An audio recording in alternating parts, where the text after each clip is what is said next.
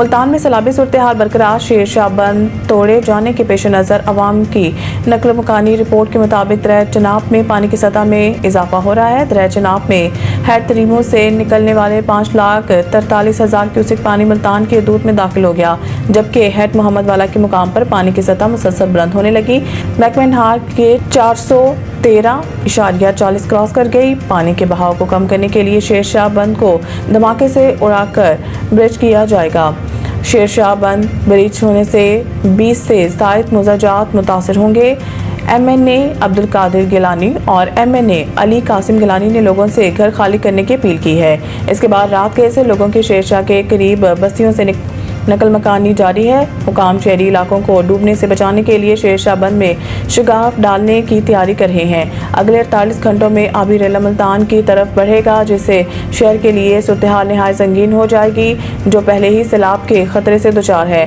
سابق وزیر اعظم یوسف رضا گیلانی نے بند کے ساتھ آباد بستیوں میں رہنے والوں سے فوری طور پر محفوظ مقامات پر منتقل ہونے کی اپیل کرتے ہوئے کہا ہے کہ پانی کو شیر شاہ، گگرا، کچور، موزہ، ہمر اور دیگر قریبی علاقوں کی طرف موڑا جائے گا تاکہ سیلابی دباؤ کو توڑا جا سکے اور مزید نقصان سے بچا جا سکے۔ یو این اجلاس میں شرکت سے روکنے کے حربے، امریکہ کا فلسطینی وفد کو ویزا دینے سے انکار۔ میڈیا رپورٹس کے مطابق اقوام متحدہ کی کانفرنس نیو یارک کی بجائے جنیوا میں کرانے کے مطالبات میں اضافہ ہو رہا ہے۔ تاہم جنرل اسمبلی کا اجلاس آج سے نیو یارک میں شروع ہونا ہے، جس میں فلسطین کو تسلیم کرنے سے متعلق اہم فیصلے بھی متوقع ہیں۔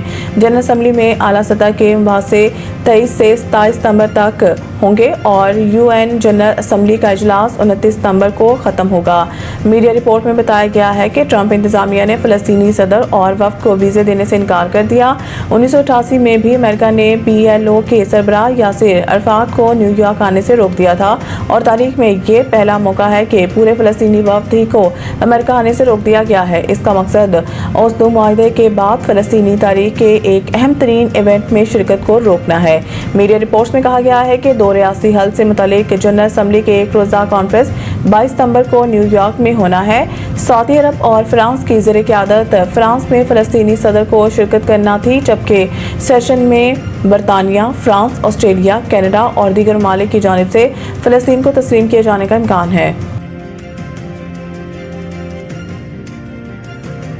عمران خان تحریک کے واحد لیڈر ہیں جنہوں نے اوئے توئے کلچر متعارف کرایا۔ رانا ثناء اللہ میڈیا سے گفتگو کرتے ہوئے انہوں نے کہا ہے کہ تحریک انصاف کا بائیکاٹ دراصل راہ فرار ہے، کیونکہ ایک طرف وہ الیکشن کمیشن سے کاغذات وصول کر کے تمام پروسیس مکمل کرتے ہیں اور دوسری طرف عدالتوں میں جا پہنچتے ہیں۔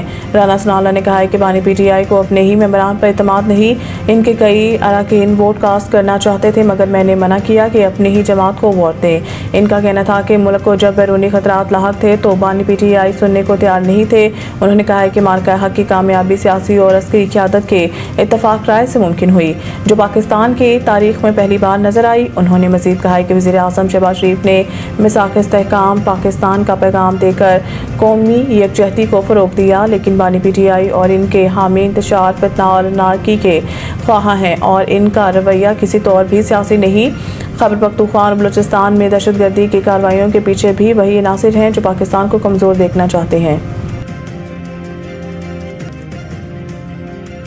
انڈین ٹی وی اینکر انجنا کیشپ کو مسلم مخالف بیانات مہنگے پڑ گئے، مقدمہ درج۔ یہ مقدمہ retired police officer Amitabh Thakur کی درخواست پر درج کرنے کا حکم دیا گیا، جنہوں نے موقع اختیار کیا ہے کہ انجنا کیشپ نے اپنے پروگرام میں بھارتی مسلمانوں کو ناپسندیدہ بوجھ کے طور پر پیش کیا اور ان کے خلاف نفرت انگیز جذبات بھڑکائے۔ رپورٹ کے مطابق 14 اگست کو انجنا کیشپ نے اپنے پروگرام ہندوستان کی تقسیم کا نامکمل ایجنڈا میں کہا تھا کہ 1947 میں 4 کروڑ بھارتی مسلمانوں میں سے صرف 96 لاکھ پاکستان گئے۔ انہوں نے یہ سوال بھی اٹھایا ہے کہ جب تقسیم مذہب کی بنیاد پر تھی تو باقی مسلمان بھارت میں کیوں رہ گئے۔ درخواست میں موقف اپنایا گیا کہ اینکر کا یہ بیان زہریلا، تفرقہ انگیز اور مسلمانوں کے خلاف عدم برداشت کو ہوا دینے والا ہے، جس سے فرقہ وارانہ منافرت پھیلنے کا خدشہ ہے۔ محکمہ موسمیات کا کہنا ہے کہ یہ غیر معمولی موسم کا نظام ہے جو بھارت کی جانب سے سندھ میں ڈپریشن یا ڈیپ ڈپریشن کی صورت میں داخل ہو رہا ہے اور اس کا راستہ بھی غیر واضح اور پیچیدہ ہے، جس کی وجہ سے بارش کی شدت مختلف علاقوں میں متغیر رہ سکتی ہے۔ شدید بارشوں کے پیش نظر شہر میں اربن فلڈنگ کا خدشہ ظاہر کیا گیا ہے، جبکہ ملیر ندی میں بھی گزشتہ روز سیلابی صورتحال پیدا ہو گئی جو طویل عرصے سے خشک رہی تھی۔